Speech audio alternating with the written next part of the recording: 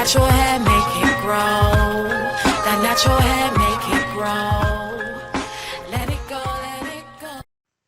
Hi sisters, my name is Tracy Okonkwo and this is my sister Davina Okonkwo. We are the authors of Before We Become Extinct, How Do I Get the Confidence to Wear My Natural Woolly Hair? That's Before We Become Extinct, How Do I Get the Confidence to Wear My Natural Woolly Hair? So why did we write the book? Well, about 8 years ago, I cut my hair down to what you call a TWA, which is a teeny weeny afro. It's an afro that's like this high. And then Davina saw it and she loved it, so she decided to do it too. So we have effectively done the big chop. And we got quite a few interesting responses, particularly from sisters who would come up to us and say, oh gosh, I love your hair. And they'd follow us into shops and down the road. I just want to say to you that I just love your hair. They were really, really lovely. But one thing they did reveal to us was that they really struggled to have the confidence to wear their woolly hair. When I say woolly hair, I'm talking about this. This is the wool, like what Davina and I have. I think according to the typing chart, the curl typing chart, it's called 4C hair. But we don't ascribe to the typing chart. We just call it woolly hair, as it's written in the Bible, the hair that the Most High has and the hair that Christ himself had. Yeah, like woolly pure hair. wool. Yeah, like pure wool. And so what they really revealed to us was that they really struggled to have the confidence to wear their natural woolly hair, particularly in this kind of like loose style, like I've got it, it's just loose. It's very, it's short. It's very easy to manage. It's like wash it, coil it up, and then you're out the door in 10 minutes, that kind of hair. And they'd love to do it for the freedom.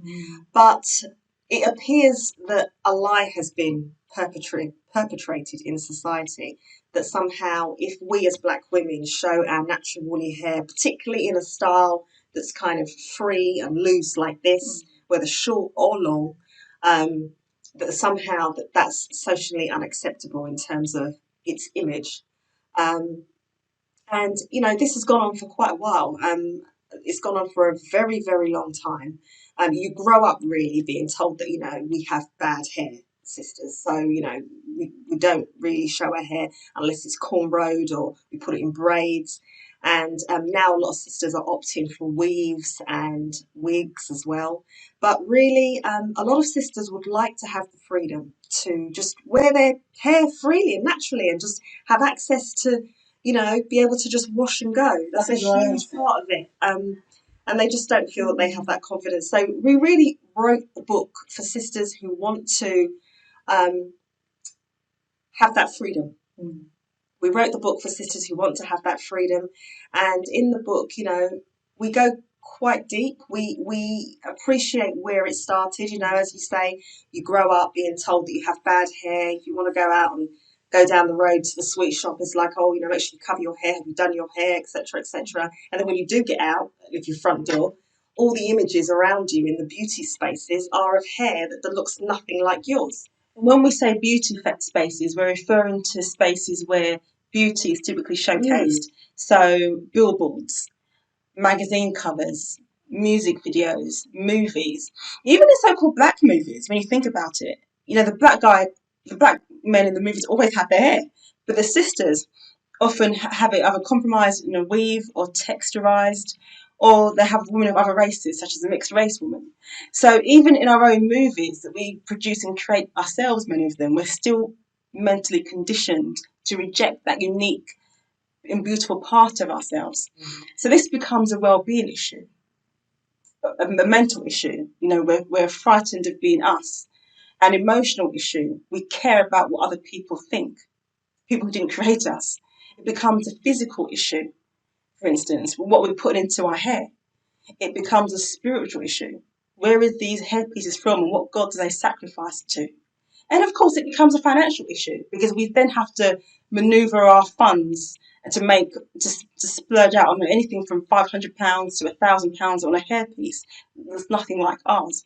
So it's a huge issue in our society, in our community, and we're really here to give the solution to our sisters and to help them set them free from this mental conditioning that we've been in bondage to for such a long time. And I think we want to say, sisters, like we understand. I think it's really important that we understand what each other goes through, and that we can understand where our sisters are coming from. I think that's huge in all of this.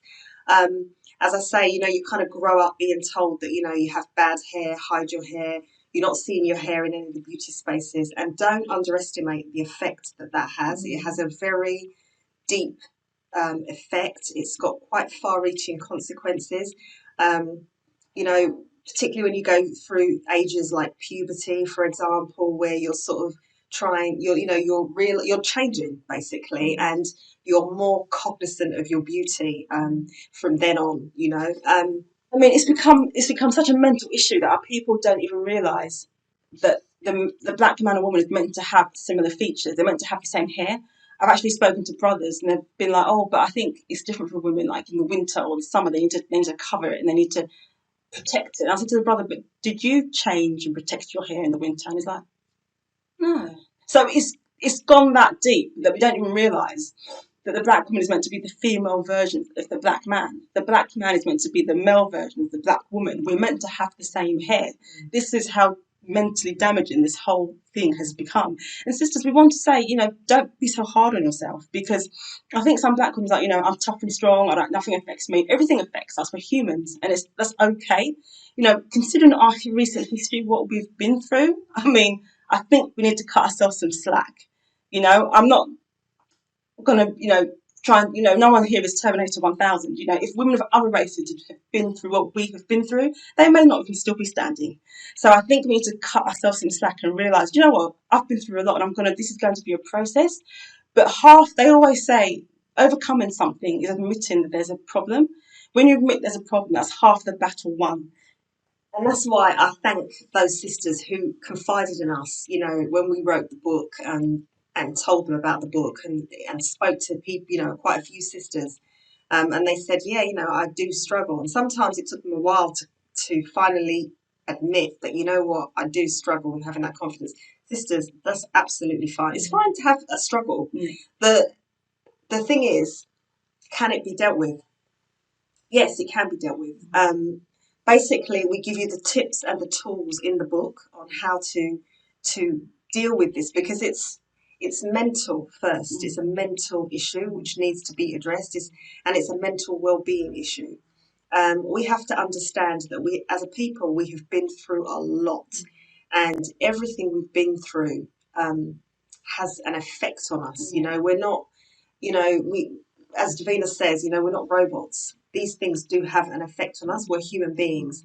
But what we have to realise is there are answers to these things. So if you do want to be set free, to wear your hair freely and naturally without feeling, particularly in this lockdown, so in this lockdown, sisters are now reconsidering their choice in terms of how they want to style their hair, because it's not so easy now to just sort of get a weave or a wig.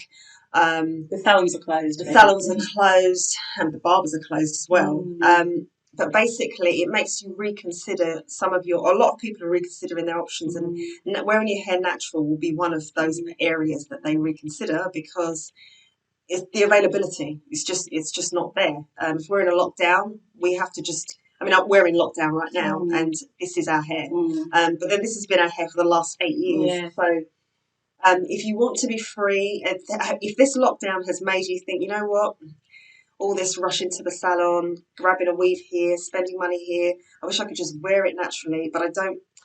I still feel so cognizant of what people think. For example, if you're a professional sister and you have to do meetings over Skype or over Zoom, you may be very cognizant of what people in your office are thinking of your hair when you're on a call. I do Skype calls all the time at work. But then, of course, I've been wearing my hair for years. Everyone at work is used to wearing it. But there have been changes with people's haircuts since lockdown. It's actually, people have laughed about it at work, but it hasn't been an issue at all. People's hair is going longer because none of the barbers have been closed.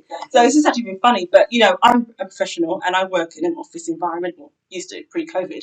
Now it's all Skype and Zoom, like Tracy was saying. But there's ways. But you don't need 8 years. No, you don't. You don't need 8 years of sort of, getting used to wearing your hair in order to get on a Zoom call. No, I just want to tell you that because what we give you in the book Yeah, should give you the confidence to get on that Zoom call. exactly. There's, all I can say is a lie has been perpetrated. I think if you get nothing else from this video, you have to get that it is a lie. Because at the end of the day, things have to make sense. Yeah, They have to make sense. And when they don't make sense, then it's time to question what you're hearing. And it wouldn't make sense for people to say we have bad hair when it can do so many styles for a start. It stands erect. It defies gravity. Our hair, it can look majestic. It is majestic. So we really have to go away and think to ourselves, does this actually make any sense? I can do my hair in so many styles.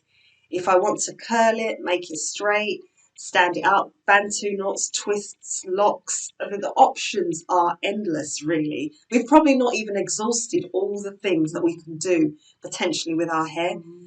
That doesn't sound like bad hair. Now, people might say, oh, well, what about when it gets matted and when it gets nappy?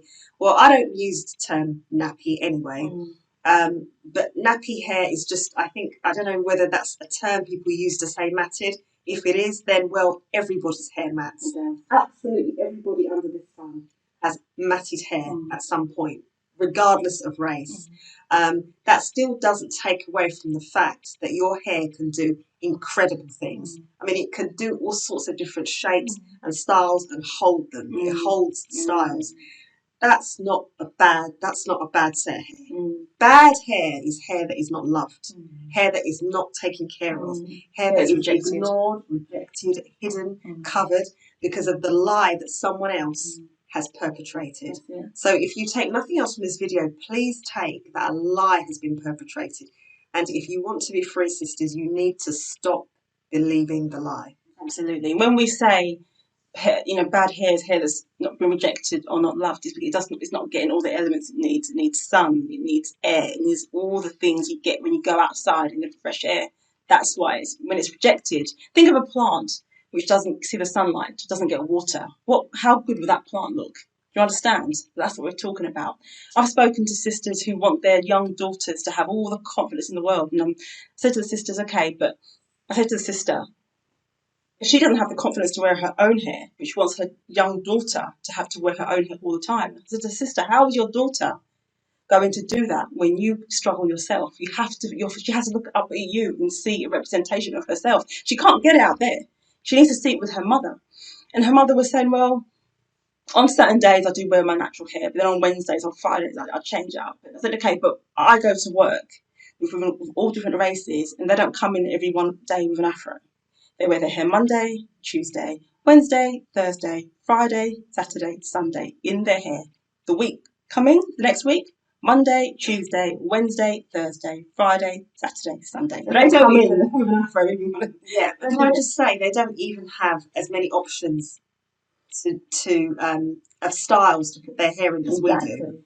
So many people who do not have woolly hair often find that they keep their hair in the same style for weeks and months and years on end because their hair can't hold styles like ours can. So week 1 we could be in a cornrow. Next week we're doing a TWA. The week after that we're doing bantu knots. Then we might decide to twist it. We have so many options to embrace with our own hair, with the actual hair that comes out of our head. But apparently our hair is bad. It doesn't make any sense. You see, I think that's the most important thing that needs to be understood. It doesn't make any sense. And things must. Until the next time. Next time, bye. Bye. Yo, I see your struggle and I feel your pain. To raise my queens, that's my aim. Not doing this for the fame. For you, I walk through the flames. Nothing to lose, but so much to gain. Like that sweet smile is pure sugar cane. But to see that organic beauty makeup, it's a shame. When cocoa butter on your skin's enough to make it glow. Stopping traffic, everybody like, whoa, there she go, there she go. Worth more than silver, platinum and gold. 45, looking 29 years old. For every woman on this world, you're the mold. Don't make the system turn you bitter and cold.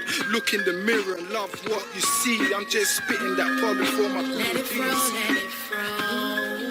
Let it flow, let it flow. That natural hair make it grow. That natural hair